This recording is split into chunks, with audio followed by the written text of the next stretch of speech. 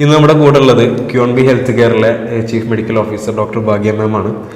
നമ്മൾ ഡിസ്കസ് ചെയ്യാൻ പോകുന്നത് വർഷങ്ങളായിട്ട് തീരെ മാറാത്ത മൈഗ്രെയിൻ തലവേദന ഉള്ള ഒരാൾ. ഡോക്ടറുടെ തന്നെ പേഷ്യൻ്റ് ആണ്. അപ്പോൾ മൈഗ്രെയിൻ ഉള്ളവർക്ക് അറിയാം, യാത്ര ചെയ്യാൻ വരെ വല്ലാതെ ബുദ്ധിമുട്ടുന്ന ഒരു അവസ്ഥയാണത്. അപ്പോൾ അവരുടെ കേസിൽ ഒരൊറ്റ മാസം കൊണ്ട്, വെറും ഒരു മാസം കൊണ്ടാണ് അവർക്കത് പൂർണ്ണമായിട്ട് മാറ്റാൻ പറ്റിയത്. അപ്പൊ അവര് തന്നെ പറയുന്ന ഒരു അനുഭവം, ഡോക്ടറുടെ ഒരു സന്തോഷം പറയുന്ന, അവർ തന്നെ പങ്കുവെക്കുന്ന ഒരു ഓഡിയോ ഞാനിവിടെ നിങ്ങൾക്ക് കേൾപ്പിക്കാം.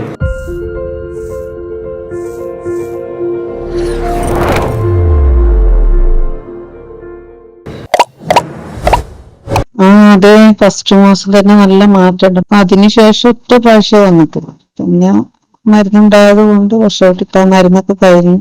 ഇപ്പൊ ഞങ്ങള് കൊല്ലത്തും തിരുവനന്തപുരത്തൊക്കെ യാത്ര പോയി, പക്ഷെ അപ്പൊ ഒരു പ്രശ്നം ഉണ്ടായില്ല. അപ്പൊ അതുകൊണ്ട് ഞങ്ങൾക്ക് ഭയങ്കര സന്തോഷമായിരുന്നു. അപ്പൊ അതിന് പറയാൻ വേണ്ടിയായിരുന്നു, ഇടത്തിന് കിട്ടാൻ വേണ്ടി കുറെ ശ്രമിച്ചു. ഇനിയിട്ട് പറഞ്ഞ മരുന്ന് കഴിക്കണം, എന്താണ് അവർക്ക് ദഹനക്കുറവിന്റെ ഒരു പ്രശ്നങ്ങൾ വരുന്നുണ്ട്. ഇപ്പൊ തലവേദന ഇല്ല, ദഹനക്കുറവിന്റെ ഒരു പ്രശ്നങ്ങൾ വരുന്നുണ്ട്. ഇടയ്ക്കൊരു ഛർദി ഉണ്ടായിരുന്നു. അതുപോലെ മൈഗ്രെയിൻ മാറിയപ്പോ തന്നെ വേറെ സന്തോഷമായിരുന്നു. ഒരുപാട് കാണിച്ചു. ഇതാണ് അവർക്കും സന്തോഷമായി. ഫസ്റ്റ് മാസം തന്നെ നല്ല മാറ്റം ഉണ്ടായിരുന്നു. ഇത് അവര് നമ്മളോട് തന്നെ പറഞ്ഞിട്ടുള്ള ഒരു അനുഭവമാണ്. അപ്പൊ എന്താണ് അവരുടെ കേസിൽ ഡോക്ടർ ചെയ്തിട്ടുണ്ടായിരുന്നത്, അവരുടെ ട്രീറ്റ്മെന്റ് മെത്തേഡും കാര്യങ്ങളൊക്കെ എങ്ങനെയായിരുന്നു, ആ കേസിന്റെ കാര്യങ്ങളൊക്കെ ഒന്ന് ഡോക്ടർ നമുക്ക് ഇന്ന് പറഞ്ഞു തരും. ശരിക്കും എന്തായിരുന്നു അവർക്ക് ഉണ്ടായിരുന്ന ശരിക്കുള്ള പ്രോബ്ലം? ഇപ്പം ഈ പേഷ്യന്റ് പറഞ്ഞ പോലെ തന്നെ അവർക്ക് കുറെ ദൂരം യാത്ര ചെയ്യാൻ പറ്റിയെന്ന് പറഞ്ഞു. അപ്പോൾ നമ്മൾ മൈഗ്രെയിൻ പേഷ്യൻസിനെ എടുത്തു നോക്കുന്ന സമയത്ത് അവർക്ക് ഒരുപാട് ബുദ്ധിമുട്ടുകളാണ് ഉണ്ടാവുന്നത്. അപ്പം പലരും നമ്മളെടുത്ത് വരുന്നത് അവർ ഈ MRI CT സ്കാൻ ഒക്കെ ചെയ്തിട്ടാണ് നമ്മുടെ അടുത്ത് വരുന്നത്. പക്ഷെ ഇതിലെല്ലാം തന്നെ നമ്മൾ കാണുന്നത് നോർമലാണ്. പക്ഷെ എന്തുകൊണ്ടാണ് ഈ ഒരു തലവേദന വരുന്നത് എന്ന് ഒട്ടുപേർക്കും അറിയില്ല. ഇതിന്റെ ഒരു റൂട്ട് കോസ് എവിടെയാണ് കിടക്കുന്നതെന്ന് ഒട്ടുപേർക്കും അറിയില്ല. അപ്പം ഞാൻ ഈ പേഷ്യന്റിനെ സംബന്ധിച്ചിടത്തോളം അവർക്ക് യാത്ര ചെയ്യാൻ ബുദ്ധിമുട്ടുണ്ടായിരുന്നു. ഒരു ശക്തമായിട്ടുള്ള ഒരു സ്മെല്ല് അടിച്ചു കഴിഞ്ഞാൽ പ്രശ്നമായിരുന്നു. അതുപോലെ തന്നെ ഒന്ന് വെയിലത്തോട്ട് ഇറങ്ങി കഴിഞ്ഞാൽ ബുദ്ധിമുട്ടായിരുന്നു. അതുപോലെ ഈ ഒരു തലവേദന വന്നു കഴിഞ്ഞാൽ അവരൊരു 2 ദിവസം റൂമിനുള്ളിൽ തന്നെ കിടക്കുകയാണ്. അവർക്ക് ഈ ലൈറ്റ് കണ്ടുകൂടാ, അതുപോലെ തന്നെ ഭക്ഷണം കഴിക്കാൻ പറ്റുന്നില്ല, എന്തെങ്കിലും കഴിക്കുമ്പോഴേക്കും തന്നെ ഛർദ്ദിച്ചു പോവുക. ഇങ്ങനെയുള്ള പ്രശ്നങ്ങളൊക്കെ ആയിരുന്നു അവരുടെ പ്രധാനപ്പെട്ട മെയിൻ സിംറ്റംസ് ആയിട്ട് നമുക്ക് കാണാൻ പറ്റുന്നത്. ഇതിൽ തന്നെ നമുക്ക് മനസ്സിലാക്കാം ഇതിന്റെ ഒരു റൂട്ട് കോസ് കിടക്കുന്നത് നമ്മുടെ ഗട്ടിലാണ്. അപ്പൊ ഗട്ട് എന്ന് പറയുന്ന സമയത്ത് ഒരുപാട് പേർക്ക് ഡൗട്ട് ഉണ്ടായിരിക്കും, എന്താണ് ഈ ഗട്ട് ഹെൽത്ത്, അതുപോലെ തന്നെ ഗട്ട് ഹെൽത്ത് ഇംപ്രൂവ് ചെയ്യാൻ എന്തൊക്കെ ചെയ്യണമെന്ന്. അപ്പോൾ മൈഗ്രെയിൻ പേഷ്യൻസിനെ നമ്മൾ ട്രീറ്റ് ചെയ്യുന്ന സമയത്ത് നമ്മൾ ആദ്യം ശ്രദ്ധിക്കേണ്ടത് അവരുടെ ഡെയിലി റൂട്ടീൻസ്, അവരെന്തൊക്കെ കാര്യങ്ങളാണ് ചെയ്യുന്നത്, അവരുടെ ഭക്ഷണത്തിൽ വരുന്ന മിസ്റ്റേക്സ് എന്തൊക്കെയാണ് എന്നുള്ള ഒരു ഡീറ്റെയിൽഡ് ആയിട്ടുള്ള ഒരു കേസ് നമ്മൾ എടുത്തു. അപ്പോൾ കേസ് എടുത്ത സമയത്ത് തന്നെ നമുക്ക് മനസ്സിലായി അവരുടെ ഡെയിലി റൂട്ടീനിൽ ഒരുപാട് മിസ്റ്റേക്സ് ഉണ്ട്. അവർ കഴിക്കുന്ന ഭക്ഷണ രീതിയിലാണെങ്കിലും പല രീതിയിലുള്ള മാറ്റങ്ങൾ ഞാൻ വരുത്തിയ സമയത്താണ് അവർക്ക് ഈ നല്ലൊരു ചേഞ്ച് നമുക്ക് കാണാൻ സാധിച്ചത്. അപ്പോൾ മൈഗ്രെയിൻ എന്ന് പറയുന്നത് ശരിക്കും അതൊരു ന്യൂറോളജിക്കൽ, അതായത് നമ്മുടെ ബ്രെയിനിനെ സംബന്ധിച്ചിടത്തോളം ഒരു ന്യൂറോളജിക്കൽ പ്രോബ്ലം അല്ല. അത് ശരിക്കും നമ്മുടെ ഗട്ട് റിലേറ്റഡ് ആയിട്ടുള്ള ഒരു ഇഷ്യൂ ആണ്. ശരിക്കും ഒരു പൾസേറ്റിംഗ് പെയിൻ ആണ് പേഷ്യൻസിൽ നമ്മൾ കാണുന്നത്, ശക്തമായിട്ടുള്ള തലവേദന. അതായത് ഈ ഒരു തലവേദന വരുന്നതിന്റെ ഒരു 1-2 മണിക്കൂർ മുമ്പേ അവർക്കൊരു സിഗ്നൽ കിട്ടും, എനിക്ക് ഇന്ന് തലവേദന വരുന്നുണ്ട്. ഒട്ടുമിക്ക പേഷ്യൻസ് വന്ന് പറയുന്നതും ഇതാണ്, ഡോക്ടറെ എനിക്ക് ആ വേദന വരുന്നതിന്റെ 1 മണിക്കൂർ മുമ്പേ എനിക്ക് മനസ്സിലാവും ഇന്ന് എനിക്ക് തലവേദന വരാനുണ്ട്. അങ്ങനെ അവരെന്ത് ചെയ്യും, ഓൾറെഡി പ്രിപ്പയർ ചെയ്തിരിക്കും, തലവേദന വരും, ഞാൻ പെയിൻ കില്ലേഴ്സ് എടുക്കണം എന്നൊക്കെയാണ് പേഷ്യൻസ് പറയുന്നത്. അപ്പം ഒട്ടുമിക്ക ആളുകളും ചെയ്യുന്ന ഒരു കാര്യം, ഇങ്ങനെ തലവേദന വരുന്ന സമയത്ത് പെയിൻ കില്ലേഴ്സ് കഴിക്കുക. മാസത്തിൽ ചിലപ്പോൾ അവർക്കൊരു പകുതി ദിവസത്തോളം തലവേദന വരുന്നുണ്ടായിരിക്കും.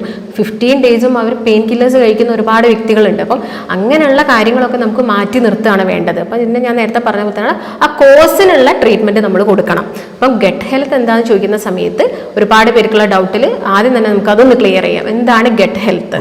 ഡോക്ടർ, ഈ ഗട്ട് ഹെൽത്തിനെ പറ്റി പറയുമ്പോൾ നമുക്കറിയാം, നമ്മളുടെ എല്ലാ സുഹൃത്തുക്കൾ പലപ്പോഴും മൈഗ്രെയിൻ പേഷ്യൻസ്, മൈഗ്രെയിൻ തലവേദന ഉള്ളവർ തന്നെ അവർ എപ്പോഴും പറയും, അപ്പോൾ ഉച്ചയ്ക്ക് നമ്മളെ കൂടെ ഒരു ഭക്ഷണം കഴിക്കാതെ അല്ലെങ്കിൽ ഏതെങ്കിലും ഒരു നേരത്തെ ഫുഡ് അവർ സ്കിപ്പ് ചെയ്യുന്ന സമയത്ത് തന്നെ പിന്നെ ഉച്ചയ്ക്ക് ശേഷം തൊട്ട് അവരെന്താണ് ഈ തലവേദന കിട്ടുന്നത്. അപ്പോൾ അതെന്താണ് ശരിക്കും ഭക്ഷണം സ്കിപ്പ് ചെയ്യുമ്പോൾ ഇത് വരാനുള്ള കാരണം? അതായത് തലവേദന തന്നെ നമുക്ക് പല രീതിയിൽ വരാം. അപ്പം നമുക്ക് ചില ആളുകൾക്ക് അത് ഡിഫറൻഷിയേറ്റ് ചെയ്യാൻ ഭയങ്കര ബുദ്ധിമുട്ടായിരിക്കും. ഇപ്പം നീ പറഞ്ഞ പോലെ തന്നെ ഒരു തലവേദന വരുന്ന ഗ്യാസ്ട്രിക് ഹെഡേക്ക് ആയിട്ട് നമുക്ക് പറയാൻ പറ്റും. അതായത് നമുക്ക് പെട്ടെന്ന് ഒരു നേരത്തെ ഫുഡ് കഴിച്ചില്ലെങ്കിൽ നമുക്ക് ഭയങ്കര ഇറിറ്റേഷനാണ്, തലയുടെ ഭാഗത്ത് നിന്ന് വല്ലാത്തൊരു ബുദ്ധിമുട്ടുണ്ടാവുന്നു. അതിനുള്ളൊരു റീസൺ നമ്മുടെ വയറ് കാലിയായിട്ട് കിടക്കുക, ഈ ആസിഡ് പ്രൊഡക്ഷൻ ഉണ്ടാവുന്നുണ്ട്. അപ്പം അതിനനുസരിച്ചിട്ടുള്ള ഭക്ഷണം കിട്ടുന്നില്ലെങ്കിൽ കഴിക്കുന്നില്ലെങ്കിൽ നമുക്ക് ആ നെഞ്ചരിച്ചിലും പുളിച്ചുതേട്ടലും അതിന്റെ ഭാഗമായിട്ട് തലവേദനയും അതിനുള്ളൊരു റീസൺ ഇതൊരു റെഫേർഡ് പെയിൻ ആണ്. നമ്മുടെ ഗട്ടിൽ വരുന്ന പ്രോബ്ലംസ് കാണിക്കുന്നത് നമ്മുടെ ബ്രെയിനിലോട്ടാണ്. കാരണം അവിടെ ഒരു ആക്സിസ് അല്ലെങ്കിൽ ഒരു ബാരിയർ വരുന്നുണ്ട്. നമ്മുടെ ഗട്ടും ബ്രെയിൻ ബാരിയേഴ്സ് അല്ലെങ്കിൽ ഗട്ട് ബ്രെയിൻ ആക്സിസ് വരുന്നുണ്ട്. അപ്പം ഗട്ടിൽ വരുന്ന എന്തെങ്കിലും ചെറിയ പ്രോബ്ലംസ് റിഫ്ലക്ട് ചെയ്യുന്ന ഒരു പ്രധാനപ്പെട്ട സ്ഥലം ഒന്ന് നമ്മുടെ ബ്രെയിൻ ആണ്. രണ്ടാമതായിട്ട് നമുക്ക് സ്കിന്നും പറയാം. ഒരുപാട് വ്യക്തികൾക്ക് ഗട്ട് റിലേറ്റഡ് പ്രോബ്ലംസ് വരുമ്പോൾ സ്കിൻ കംപ്ലയിൻസ് കണ്ടുവരാറുണ്ട്. അപ്പം അത് ആദ്യം നമ്മൾ ക്ലിയർ ചെയ്യണം. അപ്പോൾ ഈ ഒരു ഗട്ട് മൈക്രോബയോം എന്ന് പറയുന്നത് നമ്മുടെ വായ മുതൽ കുടൽ വരെ വരുന്ന ഒരു ഏരിയ ആണ്. അവിടെ ഒരുപാട് മൈക്രോബ്സ് ഉണ്ട്, ചെറിയ ചെറിയ ബാക്ടീരിയാസ് ഉണ്ട്. അതിൽ നല്ലതായിട്ടുള്ള ബാക്ടീരിയാസും ഉണ്ട്, ചീത്ത ബാക്ടീരിയാസും ഉണ്ട്. ഈ ചീത്ത ബാക്ടീരിയാസിന്റെ എണ്ണം കൂടുന്നതിന്റെ ഭാഗമായിട്ടാണ് നമുക്ക് ഇങ്ങനെയുള്ള പ്രശ്നങ്ങൾ വരുന്നത്. അതിലൊരു എക്സാമ്പിൾ ആയിട്ട് നമുക്ക് എച്ച് പൈലോറി ബാക്ടീരിയ എന്നൊക്കെ പറയാൻ സാധിക്കും. തലവേദന വരുന്ന വ്യക്തികളിൽ ചിലപ്പോൾ നമ്മൾ ആ ഒരു എൻഡോസ്കോപ്പി ഒക്കെ ചെയ്യുന്ന സമയത്ത് അവർക്ക് ആ എച്ച് പൈലോറിയുടെ പ്രസൻസ് ഒക്കെ നമ്മൾ കാണാറുണ്ട്. ഇപ്പം ഇതിൽ നമ്മൾ ഈ മൈഗ്രെയിൻ തലവേദന എപ്പോഴും നമ്മൾ ഒരു ലൈഫ് സ്റ്റൈൽ കാറ്റഗറിയിലേക്ക് അല്ലെങ്കിൽ ജീവിതശൈലി രോഗമായിട്ടാണ് നമ്മൾ കാണിക്കുന്നത്. അപ്പം ഈ പേഷ്യൻസ് ആണെങ്കിലും അവരുടെയൊക്കെ മാം തുടക്കത്തിൽ തന്നെ പറഞ്ഞ കുറച്ച് മാറ്റങ്ങൾ മാം പറഞ്ഞു കൊടുത്തിട്ടുണ്ട്. ഇപ്പോൾ ഇത് കാണുന്ന ആളുകളിൽ പലരും ചിലപ്പോൾ ഈ മൈഗ്രെയിൻ ബുദ്ധിമുട്ടുകൊണ്ട് യാത്ര ചെയ്യാൻ പറ്റാത്തവരായിരിക്കും, ഭക്ഷണം സ്കിപ്പ് ചെയ്തിട്ട് പറ്റാത്തവരായിരിക്കും, അങ്ങനെ ഈ പറഞ്ഞ സിംറ്റംസ് ഒക്കെ ഉള്ളവരായിരിക്കാം. അപ്പം ഇവരുടെ ലൈഫ് സ്റ്റൈൽ നമ്മൾ ഏത് ടൈപ്പ് ഓഫ് രീതിയിലാണ് അത് ചേഞ്ചസ് വരുത്താൻ പറ്റുക? അപ്പോൾ നമ്മൾ നോക്കുന്ന സമയത്ത് ഇത് ഏതൊക്കെ പ്രായമുള്ള ആളുകൾക്ക് വരുമെന്ന് നമുക്ക് നോക്കാം. കൂടുതലായിട്ട് ഈ പ്രായപൂർത്തിയാവുന്ന ഒരു 18 ഇയേഴ്സ് പ്ലസ് ഒക്കെ ആവുന്ന സമയത്ത് പെൺകുട്ടികളിലും ആൺകുട്ടികളിലും ഒക്കെ നമ്മളിത് കണ്ടുവരുന്നുണ്ട്. ഒരു ഹോർമോണൽ ചേഞ്ചസ് ബോഡിയിൽ നടക്കുന്നതുകൊണ്ട് അതൊരു റീസൺ ആണ്.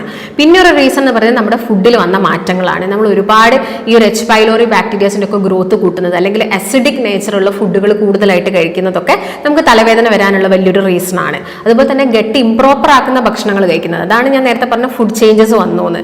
നമ്മൾ ഈ ഫാസ്റ്റ് ഫുഡ് കഴിക്കുന്നത്, കൂടുതൽ മസാല ടൈപ്പ് ഓഫ് ഫുഡുകൾ കഴിക്കുന്നത്, അതൊക്കെ നമ്മുടെ ഭക്ഷണത്തിൽ വന്നത്. അതുപോലെ തന്നെ ഫൈബേഴ്സിന്റെ അളവ് കുറഞ്ഞു, നാരുകൾ കൂടുതലായിട്ടുള്ള ഭക്ഷണങ്ങൾ നമ്മൾ കുറഞ്ഞു കഴിക്കുന്നത്, അതിന്റെ ഭാഗമായിട്ടൊക്കെ ഈ ഒരു ബുദ്ധിമുട്ടുകൾ കണ്ടുവരാം. അപ്പോൾ നമ്മൾ നോക്കുന്ന സമയത്ത് ഏതൊക്കെ ഭക്ഷണം ഒഴിവാക്കണം. അപ്പോൾ ഞാനൊരു കാറ്റഗറി പറയുന്ന സമയത്ത് ഈ ഒരു തലവേദനയെ അഗ്രവേറ്റ് ആക്കുന്ന കണ്ടീഷൻസ് അല്ലെങ്കിൽ ട്രിഗർ ചെയ്യുന്ന കുറച്ച് ഫുഡുകളുണ്ട്. അതിന്റെ ഭയങ്കരമായിട്ടുള്ളൊരു അസ്വസ്ഥത ഉണ്ടാക്കുന്ന ഒരു അവസ്ഥ, അതെ, അവരെ വല്ലാതെ ട്രിഗർ ചെയ്യുക. അപ്പം അത് പറഞ്ഞ പോലെ തന്നെ ലൈറ്റ് കാണാൻ പറ്റുന്നില്ല, അതൊക്കെ വലിയൊരു പ്രശ്നമാണല്ലോ.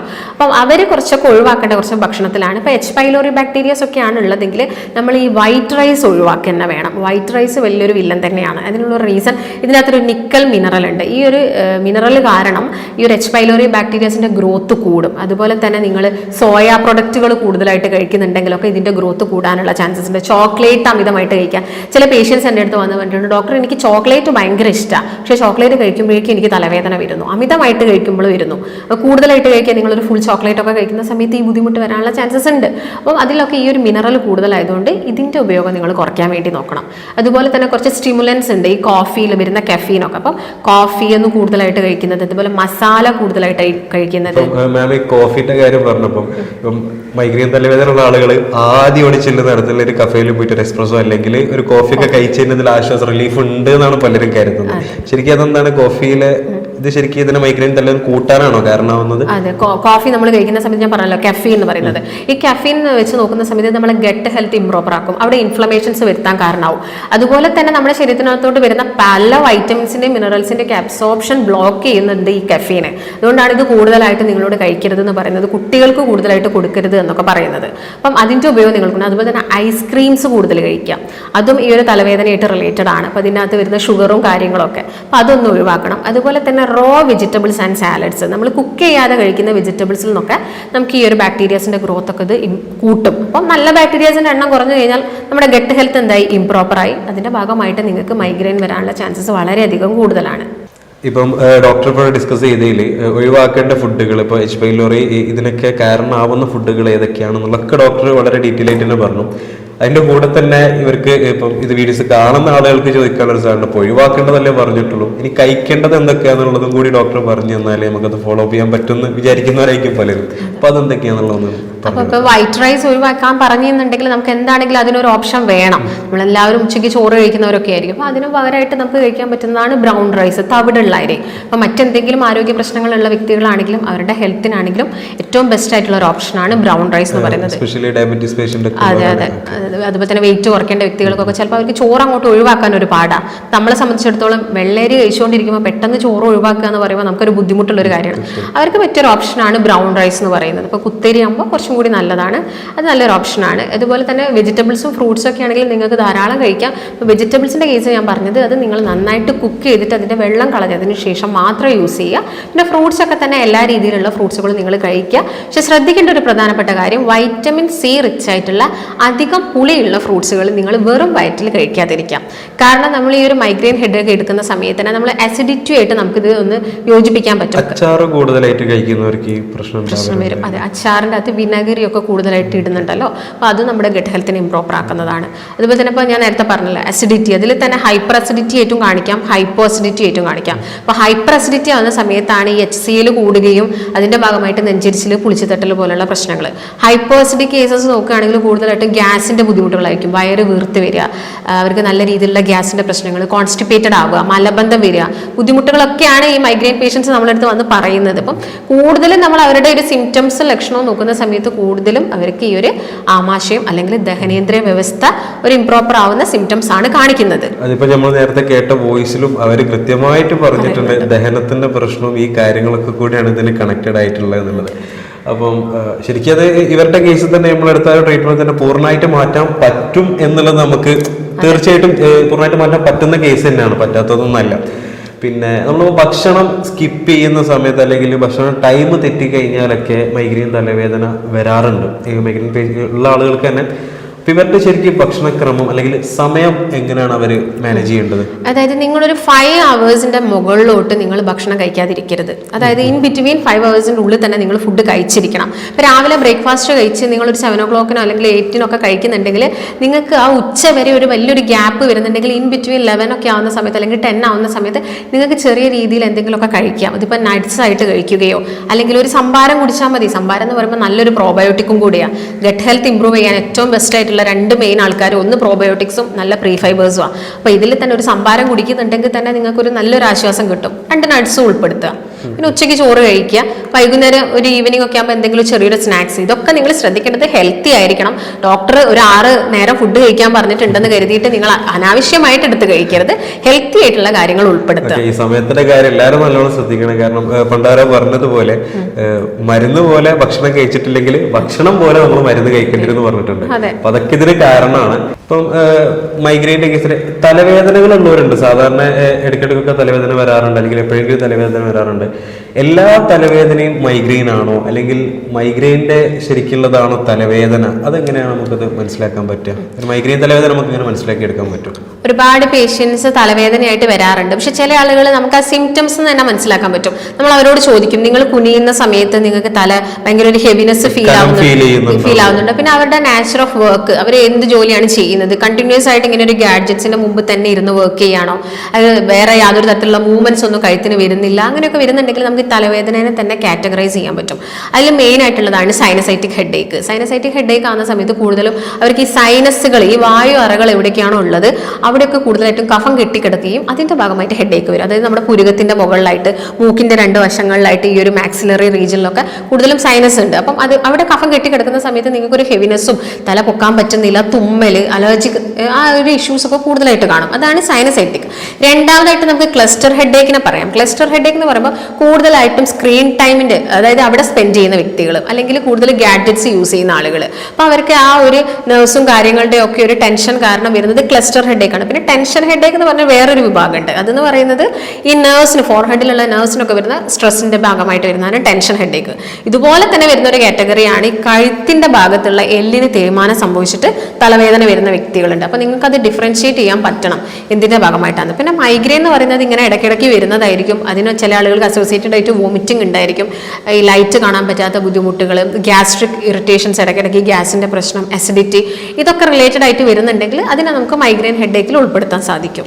ഇപ്പം ഒരു മൈഗ്രെയിൻ ഉള്ള ആളുകൾ അല്ലെങ്കിൽ വർഷങ്ങളായിട്ട് ഒരുപാട് ട്രീറ്റ്മെന്റ് എടുത്തിട്ടും തീരെ മാറ്റം വന്നിട്ടില്ല എന്നൊക്കെ ഉള്ള ആളുകളാണെങ്കിൽ ഈ വീഡിയോ കാണുന്നുണ്ടെങ്കിലും, ഇപ്പം നിങ്ങളുടെ സുഹൃത്തുക്കൾ അല്ലെങ്കിൽ കൂടുതലുള്ളവർ ആരെങ്കിലും ഇങ്ങനെ ഒരു ബുദ്ധിമുട്ട് അനുഭവപ്പെടുന്നുണ്ടെങ്കിൽ അവർക്ക് ഈ വീഡിയോ എന്തായാലും നിങ്ങൾ ഷെയർ ചെയ്ത് കൊടുക്കണം. കാരണം എന്താ വെച്ചാൽ ഏകദേശം 30 വർഷത്തിന്റെ അടുത്തായിട്ട് ബുദ്ധിമുട്ടുള്ള ആളായിരുന്നു തോന്നുന്നവര്. അപ്പം അവർക്ക് വരെ നമുക്ക് ഒരൊറ്റ മാസം കൊണ്ട് ട്രീറ്റ്മെന്റിൽ അത് മാറ്റിയെടുക്കാൻ പറ്റിയിട്ടുണ്ട് എന്നുണ്ടെങ്കിൽ എന്തായാലും ഇതിന് പൂർണ്ണമായിട്ട് പരിഹാരം ഉണ്ട് എന്നാണ് അതിനർത്ഥം. അപ്പോൾ എല്ലാവരും ഡോക്ടർ പറഞ്ഞ കാര്യങ്ങൾ, പ്രധാനമായിട്ട് കാരണങ്ങൾ പറഞ്ഞു തന്നു. എന്തുകൊണ്ടാണ് തലവേദന വരാൻ സാധ്യത ഉള്ളത്, അല്ലെങ്കിൽ ഈ മൈഗ്രെയിൻ ഉള്ള ആളുകൾ ഭക്ഷണങ്ങളും കാര്യങ്ങളൊക്കെ എങ്ങനെ നിയന്ത്രിക്കണം, അല്ലെങ്കിൽ ഗട്ട് റിലേറ്റഡ് ആയിട്ട് ഇപ്പം ആമാശയ സംബന്ധമായിട്ടുള്ള എന്തൊക്കെയാണോ അതിൽ ചേഞ്ചസ് വരുത്തേണ്ടത്, ഫുഡിന്റെ ടൈം, കാര്യങ്ങൾ, ഇതൊക്കെ കൃത്യമായിട്ട് ഡോക്ടർ നല്ല രീതിയിൽ എക്സ്പ്ലെയിൻ ചെയ്തു തന്നു. അപ്പം മൈഗ്രെയിൻ തലവേദന കൊണ്ട് ബുദ്ധിമുട്ടുന്നവരാണ് നിങ്ങളെങ്കിൽ ഈ താഴെ കാണുന്ന നമ്പറിൽ നിങ്ങൾ കോൺടാക്ട് ചെയ്താൽ മതി. ഡോക്ടർ ഓൺലൈനായിട്ടും ഓഫ്ലൈനായിട്ടും നമുക്ക് എന്ത് ചെയ്യാൻ പറ്റും, കൺസൾട്ടേഷൻ എടുക്കുമ്പോൾ നേരിട്ട് വരാം. അതല്ല ഇപ്പോൾ നേരിട്ട് വരാൻ ബുദ്ധിമുട്ടുള്ളവരാണെന്നുണ്ടെങ്കിൽ നമുക്ക് ഓൺലൈനായിട്ടും ഡോക്ടറുടെ കൺസൾട്ടേഷൻ അവൈലബിൾ ആണ്. അക്കാര്യത്തിലൊന്നും പേടിക്കേണ്ടതില്ല. അപ്പം അങ്ങനെ ബുദ്ധിമുട്ടുന്നവരാണ് നിങ്ങളെങ്കിൽ തീർച്ചയായിട്ടും താഴെ കാണുന്ന നമ്പറിൽ വിളിച്ചു കഴിഞ്ഞാൽ നിങ്ങൾക്കത് പരിഹാരം പൂർണ്ണമായിട്ട് മാറ്റിയെടുക്കാൻ പറ്റും. അപ്പോൾ ഈ പറഞ്ഞ കാര്യങ്ങൾ, ഡോക്ടർ പറഞ്ഞിട്ടുള്ള കാര്യങ്ങൾ നിങ്ങൾ ജീവിതശൈലിയിൽ ശ്രദ്ധിക്കേണ്ട കാര്യങ്ങളും ഒഴിവാക്കേണ്ട ഫുഡുകളും കാര്യങ്ങളും കൃത്യമായിട്ട് അതിനനുസരിച്ച് തന്നെ നിങ്ങൾ ഫോളോ ചെയ്യാം. അപ്പം എന്തായാലും നമുക്ക് മാറ്റിയെടുക്കാൻ പറ്റും, മൈഗ്രെയിൻ തലവേദന പൂർണ്ണമായിട്ട് മാറ്റിയെടുക്കാൻ പറ്റും. ഡോക്ടർ ഇത്രയും പറഞ്ഞ കാര്യങ്ങളിൽ ഏതെങ്കിലും രീതിയിൽ സംശയങ്ങൾ, അല്ലെങ്കിൽ ഡോക്ടർ പറഞ്ഞ ഏതെങ്കിലും സിംറ്റംസ് നിങ്ങൾക്ക് ഉണ്ട് എന്നുണ്ടെങ്കിൽ, അല്ലെങ്കിൽ ഏതെങ്കിലും ടെസ്റ്റുകളോ കാര്യങ്ങളോ ചെയ്യണമെന്നുണ്ടെങ്കിൽ എന്താവശ്യത്തിനും നിങ്ങൾക്ക് താഴെ കാണുന്ന നമ്പറിൽ കോൺടാക്ട് ചെയ്യാവുന്നതാണ്. ഓൺലൈനായിട്ടും ഓഫ്ലൈനായിട്ടും നമ്മുടെ കൺസൾട്ടേഷൻ അവൈലബിൾ ആണ്. സംശയങ്ങൾക്കും കാര്യങ്ങൾക്കൊക്കെ നിങ്ങൾക്ക് താഴെ കാണുന്ന നമ്പറിൽ കോൺടാക്ട് ചെയ്യാം. അപ്പോൾ പുതിയൊരു വീഡിയോ ആയിട്ട് അല്ലെങ്കിൽ പുതിയൊരു ടോപ്പിക്കായിട്ട് നമ്മൾ ഇനിയും വരും. Okay, by.